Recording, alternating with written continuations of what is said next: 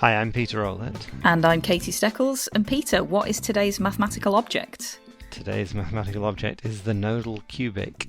And because I don't know anything about that, we have a very special guest come along to talk to us about it. So, hi, Angela. Hello, Peter. Hello, Katie. I'm Angela. I'm currently a research associate and academic manager for the Girls in Mathematical Sciences program at the African Institute for Mathematical Sciences, Ghana. Great, thank you. And so what is the Nodal cubic? Okay. So if you look at the Greek symbols, you look at the alpha symbol. This is given by a mathematical equation given by y squared equal to x squared plus x cubed. So it's the alpha symbol that we refer to as the nodal cubic. So the node is the tip of the alpha, and the cubic comes from the fact that the equation is a cubic equation. Yes. So that's the nodal cubic. Okay, so the alpha is the fish-shaped one, isn't it? Exactly. And you're talking about the sort of nose of the fish, if you like, Yes. where the eyes and mouth would be. Yes, Yeah, exactly. I don't think I'd quite thought about how to put that on a graph, but if you were plotting it on a graph, that would be y squared equals x squared plus y, x cubed. X cubed, yes, exactly. Yeah. Yes. And the origin will be where the node will be. Okay, yeah, that makes sense.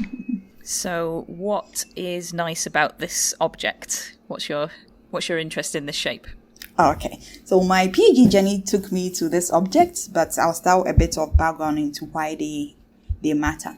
So let's look at the two sphere or a football. Now, if you look at a football, every point on the football locally looks the same because the football is curved the same all around. So we say that it is a homogeneous space. Another example is the straight line. If you look at the straight line and you pick one point out of the straight line, you get two separate lines when you remove that one point from it. Oh, okay. I guess that would need to be an infinite straight line, right? Yes, exactly. Not just a finite bit of line. So, yes, exactly. Yeah, wherever you cut it in half, you still get two infinite straight lines. Yes, yeah. Exactly. So let's say the real number plane. Okay. So we call that a homogeneous space because every point looks the same. So if you were dropped on it somewhere, you wouldn't be able to identify where you were. Yes. Just by looking around you. Yes. Because it all looks the same. Okay. Exactly. Yes. Yeah, so there's no special point. Yes, you can think of it that way. There's no special point.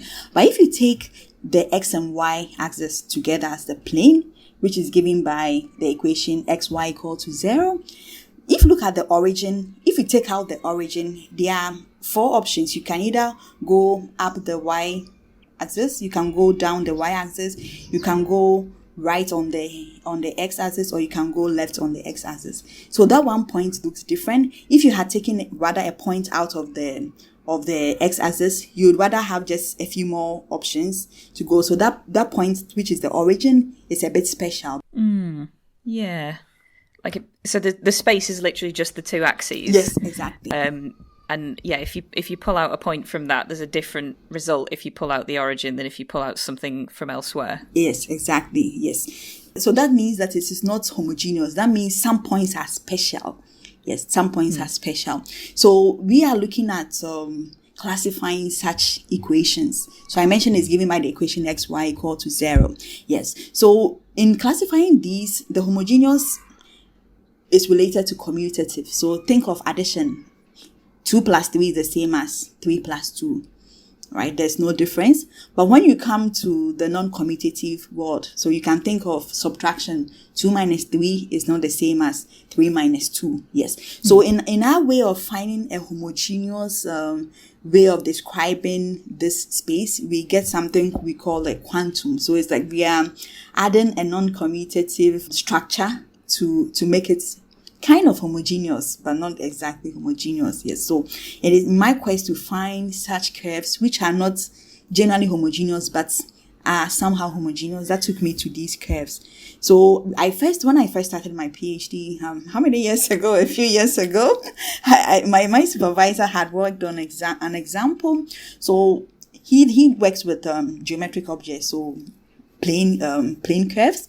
So if you take the equation y squared equal to s cubed, that is called the cusp. So when you sketch it, it comes out as a curve coming into the origin and just throwing out of out of the origin.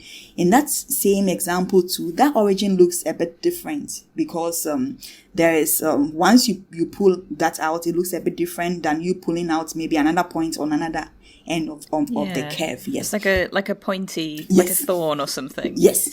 So it kind of dives into the origin and then goes back out in the same direction. Exactly. Yeah. So as the origin is in technical terms a singular point. So he worked with an example. He was able to show that this curve was a quantum homogeneous space. So when I started my PhD, he wanted me to look at a bit of a shift of it. So if you just add x squared. So I mentioned that it was given by the equation y squared equal to x cubed.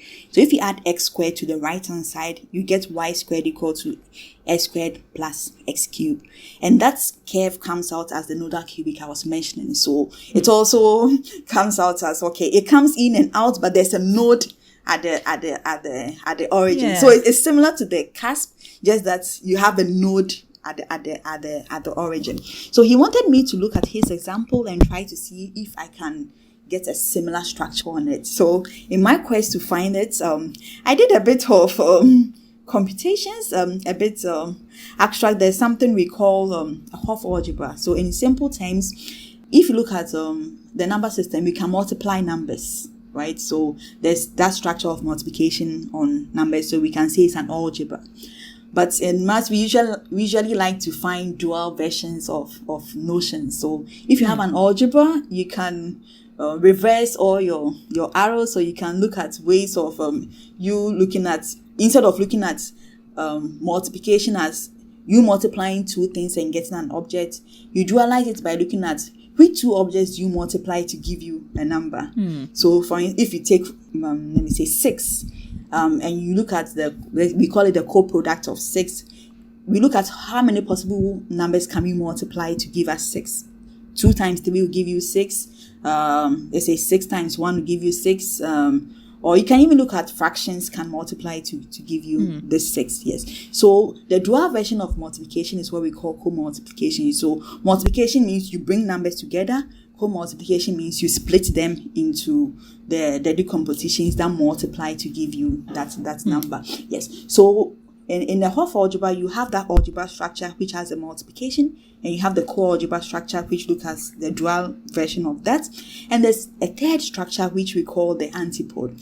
So think of it as a generalization of inverse. So if you look at the addition, the inverse of let's say of addition is subtraction, right? So if the inverse of 2 and the addition is -2, right? If you look at multiplication, the inverse of multiplication is division. So the inverse of 2 is 1/2. Yes. So we try to abstract it a bit more. So antipode is a generalization of what the inverse map is. So we look at a structure on it so that every object in that structure can be given some sort of an inverse. So if you have both this algebra, this co-algebra, and this antipode, then we say that structure is a Hopf algebra. Yes. So in order to show that this is a quantum homogeneous space, you have to define this structure on it. And once you're able to define it, you go a step further. And that third step further is you sort of see, okay, every object in this space, can we sort of decompose it into some sort of, let's say, prime numbers? So if you talk of prime numbers, they are the building blocks of the number system. By the fundamental theorem of arithmetic, if you have any positive integer, you can write it uniquely as a product of primes. So you think of it as the atoms of the number system. So in this sense, we want to find a basis in technical term. Yeah. So given any object in the space, can we decompose it as some linear combination of some special elements which we call a basis, or the atoms or the prime numbers? If you can, then it satisfies that final condition for us to say that it's a quantum homogeneous space. So you have the algebra, co-algebra, antipode, which is a generalization of the inverse. Then finally you have some sort of building blocks or basis for it. If all these structures are satisfied, then we say it is a quantum homogeneous space. So my role was to define all these structures for this nodal cubic, starting from the cusp. The cusp example didn't really work out easily. I had to tweak it a bit in order for it to work. So was the idea that this had been done for the cusp and you were extending it to work for the nodal cubic? That's what you were trying to do for your PhD? Yeah. The start of my PhD, yes. So that was the first problem I was supposed to work on. Yes. Yeah. Yes. Yes. So that worked, but there was something that a pattern that we saw in it. And the pattern is this. So if we look at the equation I started with, which was the crossing, the x and y crossing, it was given by the equation xy equal to 0. We can transform it and write it as y squared equal to x squared. It's just you rotating it. If you rotate the xy equal to 0, or you can think of it as you can apply a transformation and get it to be the same as x squared equal to y squared. Okay, now think of also the cusp. I mentioned that it was given by the equation y squared equal to x cubed. I'm trying to draw a pattern here. The nodal cubic is also given by the equation y squared equal to x squared plus x cubed. So if you look a bit into the pattern, you see that the equation, the elements on the left are just functions of y with no mixed term there. And the items on your right are just functions of x. So that means all these equations can be written as some function of y equal to some function of x. So that was a pattern we saw running through. So it led us to discover that these are special geometric objects which are called decomposable plane curves. So decomposable in the sense that you can decompose it into a function of y equal to a function of x. Yes. So in the end of my PhD, we were able to get a theory for such curves, which can be written as some function of y equal to some function of x. Which is not always true. It's not always true that any plane curve can be written this way, which means that our theory doesn't extend everywhere, but it was just a nice classification of where these things work. Yes. So that was roughly what I started my PhD with and what we discovered. Yeah. So I'm sort of interested in how this works. So my background is in a little bit of topology, but it was a very long time ago and I've forgotten most of it already. So you've got like a non-homogeneous space. So you've got like your cusp or your nodal cubic that's got these points that behave differently. Yes. And then you apply this structure to them that allows them to be considered to be quantum homogeneous. Yes. So how does that work? Like what does it do to the space? Like how does it change what the behavior is? Yeah, so we were thinking of it more from the algebraic point of view. Yes. So I'm sure topologically there are things, unique features of these objects that makes it work, given that it is in a certain form. But we were looking more from the algebraic point of view. So from the algebraic point of view, there's a correspondence between algebraic groups and commutative algebra. So you can think of things either geometrically or algebraically. So there's a nice correspondence between geometry and algebra. So given a geometric object, there's a map that gives you an algebra, and given an algebra, there's a map that gives you a geometric object, which is nice, a nice correspondence. But we were looking at non-commutative analogs of this. So under that correspondence, the homogeneous space, which is geometric, corresponds to some algebraic object. So we were looking at, we were quantizing, we were looking at non-commutative analogs of this. So instead of us looking at an algebra, we were looking at non-commutative algebras. So instead of, we disturbed the commutativity. So we want to get some form of a geometric object which has some non-commutativity. So the motivation comes from there. We were just trying to disturb the commutativity from the correspondence to see if we can find some correspondence still holding when we add non-commutativity there.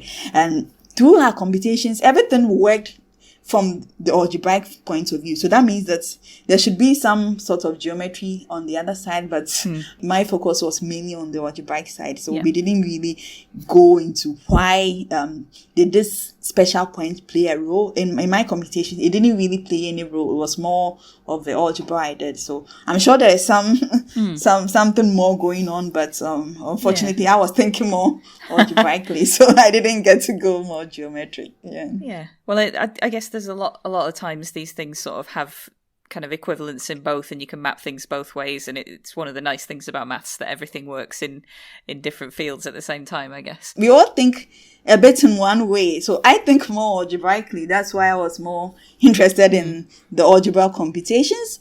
You think more geometrically. That's why you were thinking of more the topological stuff. So now that we have our resources, that's for me, that's the next steps. Trying to see, okay, can we find the geometry of all these? Because I'm sure there's something interesting going on, but from the algebra, it's more of the computations that you do to get them. But for the geometry, that's roughly what I did for my PhD, and we are seeing where this leads. Maybe there are a lot of open questions that we are trying to address from these. What sort of thing? So where is it leading you now? Yes. So like I was mentioning, that for us everything worked just from the algebra point of view, but we are thinking there's more about these curves. So when we draw it, for instance, the cusp. Okay, you see that, okay, there's some sort of singularity, special point there. But other curves, for instance, if you take two nodes at the origin, it's called the lemniscate, or figure 8. The figure 8 is also given by the equation y squared equal to x squared minus x to the power 4. So that's a quartic. Yes. So for that one, our theory worked. So our theory worked. So we had a general family that, given any equation, we just throw it into a machine, and it spits out something that works. All that matters is that you have a function of y equal to a function of x. You see, all these curves look. Yes, they are not the same, because for the nodal cubic, you have one node at the middle, then you have something like a cusp at the end. The figure 8, you have two nodes at the middle. So definitely, I'm sure there will be some geometric thing, maybe some homology or something that would tell these two apart, because one has one node, the other has two nodes, right? But for now, our theory works and puts all these together into one group, right? But the open question is, okay, what is special about these objects? Can we tell them apart? And even this construction, is it unique? Is it that's given any curve? Is this the only way we can put that structure on it, or there are several ways of doing this? Is there any way? And we're also thinking of in terms of how big are these? Big in the sense that does it have some sort of a finite dimension? Unfortunately, things explode when you go high. So for the cusp, for instance, which was given by y squared equal to s cubed, the one that my supervisor worked was very nice. It was very small. It had a small dimension.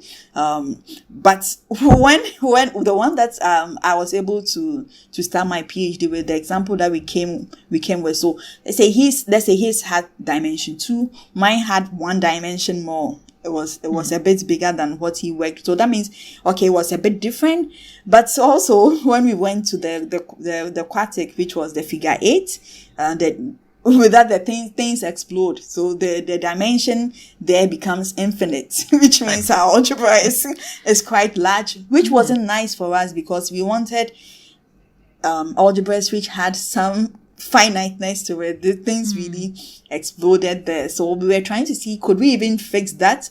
So maybe by adding some relations between these variables, can that take away that infinity thing, so that it becomes a bit small? So that's one of the open questions that we have from it. And another open question was, okay, given, let's say, a specific degree, how can we say that this structure that we define is almost the same? So like in technical terms, we say isomorphic. When do we say this structure that we have is isomorphic to the other? What are the conditions that we need, so that we can say, okay, all of them which are isomorphic belong to a certain class. These ones belong to another class. So that was also one of the questions we tried to, that we were not able to. We didn't have time to do so. So now that I'm doing my research at AIMS, these are some of the projects I've proposed to master students. So at AIMS we have master students. So when they have their dissertation, they need problems. So these are some of the questions that I'm trying to explore with them, trying to understand this new machinery that we have. Because it sounds a bit strange that you just throw in things and it works. I'm sure there are things behind it, but we will need to investigate more to be able to understand what is actually going on here. Yeah. So a thing that's interesting me is you've got this, so like the nodal cubic, say you've got y squared equals x squared plus x cubed. Like, what happens if you chuck in more terms? Like, how does that modify the shape of the curve? Because I know with a lot of families of curves like this, you can say, oh, if I add a constant, it'll move it up and down, or it'll increase the size of the node, or if I add an x term or whatever. Like, on top of my head, I'll think of where the singularity will go. So it will no longer be at the origin; it will move to another point. So one thing one of the, let's say, lemmas that we had to work with is, given any equation, it could have constant terms, right? If you notice, all the equations that I mentioned didn't have constant terms. So we had to prove this lemma that if you have an equation with constant terms, you can translate it into one without constant terms. So your singularity will be at let's say at where the constant term is on the y or x, depending on which side it is. So you can just translate it to the origin. I think for us, we wanted to make things simple, so we got rid of all constant terms and brought them to the origin. But it would be interesting to know. So far the powers we're doing were all either quadratic or cubic, or we've not thrown in a linear one. So it just came in mind. It would be interesting to see what happens when you add, let's say, an x to it. How will it look? Yeah, but that was a good. It's something that's got me thinking. Yeah, I would definitely play with these functions and see how they will come out when you modify them. I think that's something that would often surprise people when they think about what mathematicians do. The idea that you just try stuff and play with it and see what happens. You know, that's not a thing people associate with mathematics necessarily, but it's so often the case that when you're looking at a thing and you just think, oh, I wonder what would happen if I did this, and that actually can tell you something really important about the thing you're looking at. Yeah. Definitely. That was how this whole project started, right? Because we just looked at, okay, what if we modify it by this other variable and see how. But that's what we do, right? We are creative people who just think of how different ways. If you try something that doesn't work, you keep on trying in different ways until it works. Which is that. I think that's one unique thing about us. As mathematicians, we are creative, right? Okay, so thank you ever so much. If people want to find out more about you or find out what you're up to, where can they do that? So I'm very active on Twitter. I think that's where Peter found me. You can find me on Angela_Tabiri on Twitter. I'm also on LinkedIn as Angela Tabiri. Also, I think I'm on all social media platforms. I'm on Instagram as Angela Tabiri PhD, and I'm also on Facebook as Angela Tabiri. So I'm happy to connect with you for further discussions. And thanks, Katie and Peter, for having me. You're quite welcome. So we're also on Twitter. I'm at Peter Rowlett. And I'm at Steckles, and the podcast itself is at MathsObjects. And we both blog at a website called aperiodical.com, and that's where you can find more episodes of this podcast. And if you want to get in touch with us, if you'd like to suggest an object that we should do an episode about in future, or a guest that we can invite to talk about an object, you're very welcome to email us objects@aperiodical.com. The music is Funk Game Loop by Kevin MacLeod, licensed under Creative Commons.